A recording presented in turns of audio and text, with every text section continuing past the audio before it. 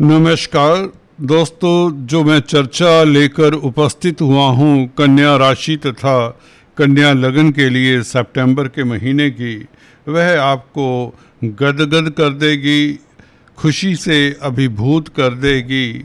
जी हाँ, जैसा कि आप टाइटल देख ही रहे हैं, कन्या राशि के लिए जो राजयोगों का तांता लग रहा है इस महीने, वह आपको कई तरह के सुखद अनुभव दे जाएगा।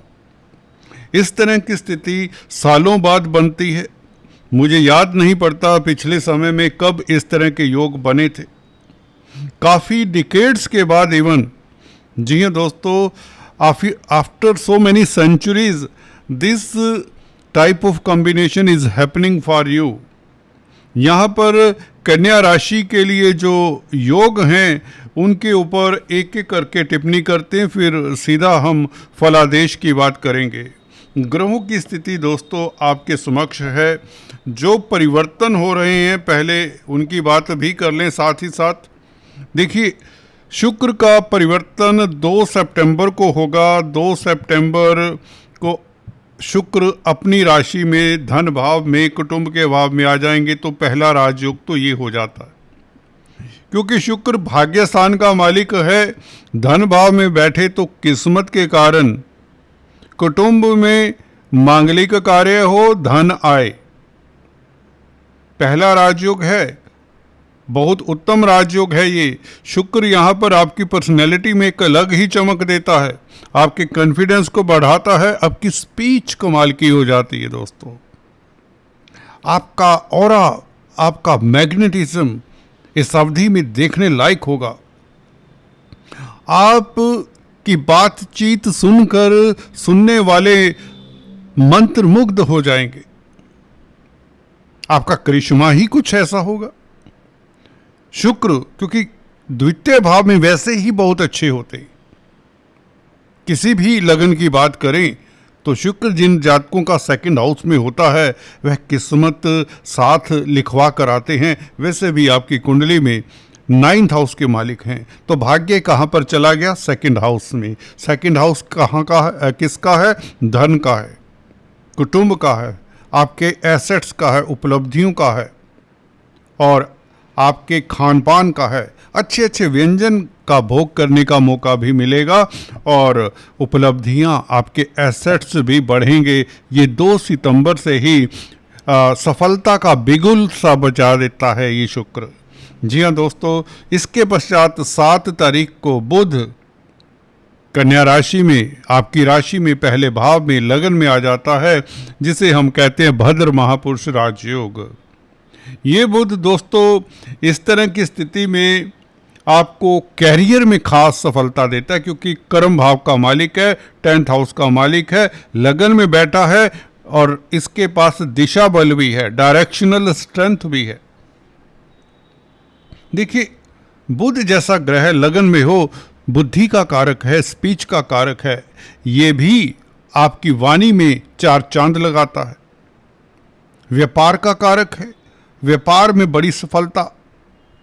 जी हाँ, अगर आप व्यापारी हैं, कारोबारी हैं, ट्रेडिंग करते हैं, किसी तरह से भी कंप्यूटर आईटी लाइन के क्षेत्र में हैं या स्पीच वाणी से संबंधित कामकाज करते हैं, कोई कॉमर्स रिलेटेड एक्टिविटीज़ में हैं, chartered accountant, engineer, doctor, scientist हैं, कोई रिसर्चर्स हैं, तो आपके लिए बहुत उत्तम समय रहने वाला है। आपके कैरियर में उछाल के योग मैं देखता हूँ इस अवधि में। कब से? 7 सितंबर से, बल्कि भाग्य तो आपका 2 सितंबर से ही साथ देना शुरू हो जाता है। आपका मैरिज लाइफ, वैवाहिक जीवन बहुत अच्छा रहेगा, पारिवारिक स्थितियाँ बहुत बेहतर रहेंगी, मतभेद दूर होंगे।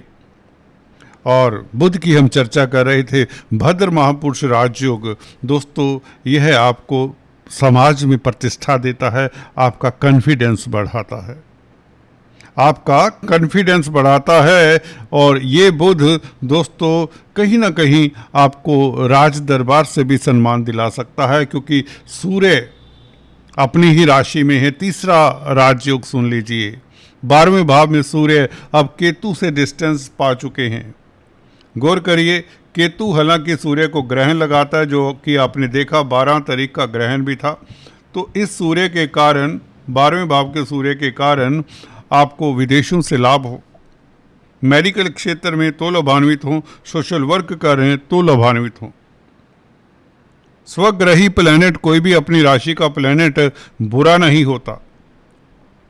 यहाँ पर सरकारी तंत्र से भी फायदा हो सकता है इस अवधि में। विपरीत राजयोग के कारण आपको कई तरह के सुख साधन मिलते हैं, आपके एसेट्स बढ़ते हैं।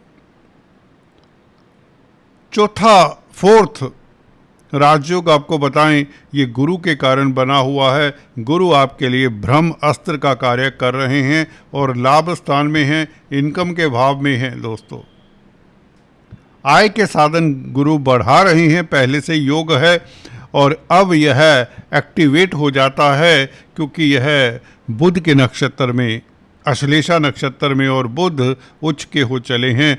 तो अब यह स्थिति आ रही है कि इस महीने 7 तारीख से विंडफॉल के योग बन जाते हैं गुरु के कारण, क्योंकि गुरु और बुध के संबंध के कारण, बल्कि कहें क्योंकि गुरु अश्लेषा में है और बुध 7 सितंबर को लगन में आ जाता है, उच्च का हो जाता है। तो गुरु की दृष्टियां दोस्तों भूलना नहीं है, ये काम कर जाती हैं। पंचम भाव के ऊपर गुरु की दृष्टि, तो शेयर स्टॉक मार्केट से आपको अद्भुत लाभ हो जाता है, मित्रों का साथ मिलता है, भाइयों का साथ मिलता है, यात्राओं से लाभ होता है। मार्केटिंग के व्यक्तियों के लिए बहुत उत्तम समय रहेगा और शिक्षा के क्षेत्र में आपको अद्भुत सफलता मिलेगी। पंचम भाव के ऊपर दृष्टि, फाइनेंस संबंधित कामकाज करते हैं तो भी बेहतर समय रहेगा। 11वें भाव का गुरु इस अवधि में आपको कुछ न कुछ बड़ा व्यापार में उपलब्धि दे जाएगा। मंगल, जी हाँ दोस्तों, नीच भंग राजयोग, ये चौथा राजयोग बनाता है मंगल, फोर्थ। मंगल यूं तो अकारक है आपके लगन राशि के लिए, कन्या लगन राशि के लिए, परंतु मंगल तृतीय भाव का मालिक भी है। भूलना नहीं है, थर्ड लॉर्ड जब कमजोर हो तो आपका मनोबल कमजोर होता है, परंतु यहाँ पर गुरु उच्च के हैं तो मंगल का नीच भंग करके आपके मनोबल को स्थापित करते हैं, बढ़ाते हैं, आपको पराक्रमी बनाते हैं।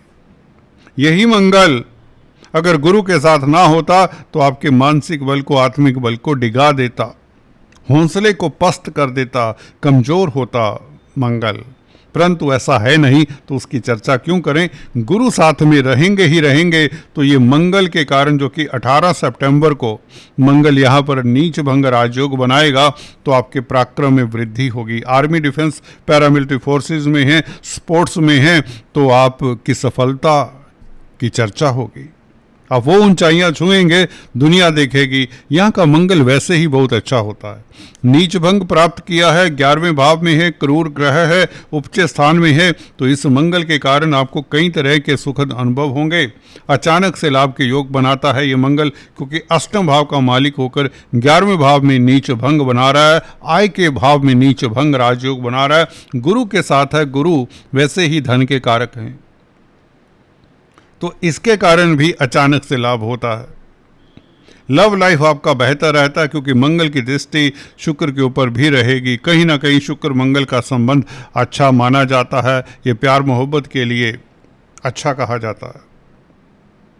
और 5वां राजयोग दोस्तों आपको बता दें, सूर्य बुध के कारण बनेगा 17 तारीख से 17 सितंबर को। इसे हम कहते हैं बुध आदित्य राजयोग। जी हाँ दोस्तों, बौद्धिक बल आपका बढ़ जाता है, आत्मिक बल आपका बढ़ जाता है। सूर्य लगन में हो तो आपको एक तरह का तेज देता है, प्रकाश देता है, आत्मिक बल देता है, लीडरशिप क्वालिटीज देता है, शासन सत्ता से फायदा होता है, समाज में प्रतिष्ठित व्यक्तियों में आपका गुणगान होता है, आप चर्चा का विषय रहेंगे। सूर्य बुध जब लगन में हो, आपका करिश्मा ही देखने वाला होगा। और राहु पहले से ही राजयोग कारक हैं। अगर छठा राजयोग देखें तो राहु तो ब्रह्म अस्त्र कहे जा सकते हैं, जो कोर्ट कचहरी, कर्जे से, बीमारी से निजात दिलाने वाले हैं। तो कहने का मतलब, इस महीने राहु के कारण आप कर्जे से निजात पा लेते हैं। वैसे भी धन देने वाले ग्रह शुक्र भी हैं इस महीने, गुरु भी हैं, गुरु मंगल का नीच भंग भी है और बुध भी हैं। बुध ट्रेडिंग से स्टॉक मार्केट से खास आपको सफलता देने वाले हैं। और गुरु की दृष्टि भी पंचम भाव के ऊपर आपको कई तरह की सफलताएं देने वाली है, बल्कि लॉटरी का योग बनाते हैं गुरु मंगल के साथ। मंगल, जी हाँ दोस्तों, अष्टमेश होकर नीच भंग प्राप्त किया है और 11वें भाव में है, तो ये लॉटरी के योग बन जाते हैं। 11वें भाव में इस तरह के ग्रह हो तो हमने पाया व्यक्ति धनवान तो होता ही होता है। इस अवधि में आपके पिछले समय से जो काफ़ी महीनों से कार्य रुके हुए वह पूर्ण हो सकते हैं। कुल मिलाकर यह गोचर आपके लिए बहुत अच्छा है, बहुत लाभकारी है। स्थितियां आपके अनुकूल रहेंगी। घर परिवार में मांगलिक कार्य के योग, खासकर मल्टीनेशनल कंपनीज में जो कामकाज करते हैं, फर्स्ट हाफ उनके लिए ज़्यादा बेहतर रहेगा। 17 तारीख तक सूर्य केतु के साथ होंगे, 12वें भाव में होंगे। विपरीत राजयोग के कारण आपको ऊंचाइयां देता है ये सूर्य। आप हल्के फुल्के रहेंगे, तनावों से दूर रहेंगे। बुध भी यही बताता है। लगन में बुध हो, अपनी राशि का हो, तो आपका बौद्धिक बल, आपकी रीजनिंग, आपकी तर्क शक्ति कमाल की होती है, जिससे आप व्यापार में कोई ना कोई बड़ी डील हथिया सकते हैं।